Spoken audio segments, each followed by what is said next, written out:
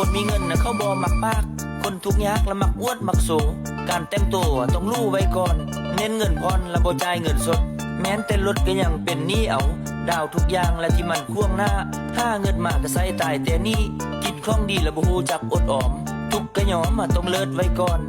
ยามนอนก็มักนอนตื่นสวยส่วนคนรวยแล้วเขามักตื่นเช้าอันกินเหล้าเขาก็กินเป็นยามกินแต่เช้าฮอดค่ำละแม่นคนทุกข์มักสนุกและเที่ยวไปวันๆเงินหมดสั่งมันละค่อยหาเอาใหม่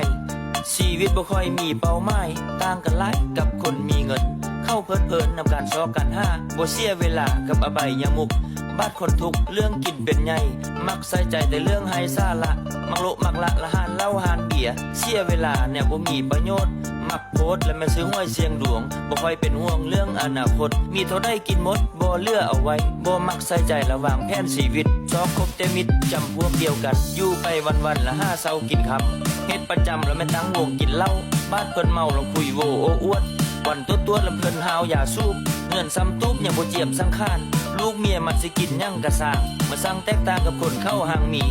หมดปีเขาซุ่มแซวเทื่อหนึ่งเงินดามสลึงเข้ากะห่วงกะแห้งอันคนจนห้าจนตะเลือกตามแมนสิ่งตอบแทนและแม่สุราป่าปิงคนรวยเขาซื้อรถซื้อบ้านคนจนขี้คานสร้างแต่หนี้แต่สิ้นมีแต่เขาอ้างเรื่องสอบอยู่หากินโทษฟ้าโทษดินบ่รู้จักโทษตัวเองอันเพิ่นเก่งและแม่นเรื่องนินทาคันเว้ายังมาและแม่นเพิ่นฮู้เบิดแม่นเติร์ดแล้วเว้าคืนเจ้าของร่วมจังห้องแล้วบ่มีไผทอไผอยู่มอก็แม่นหน้าส้มเพชรมันทุเลศละคำเว้าคำจาอยู่เทิงฟ้าละขี้มาซ่องก่อนทุกท่าวอนย้อนบ่เปลี่ยนแปลงโอ้ยเนาะจะมันต่างกันเนาะคนทุกข์กับคนหัง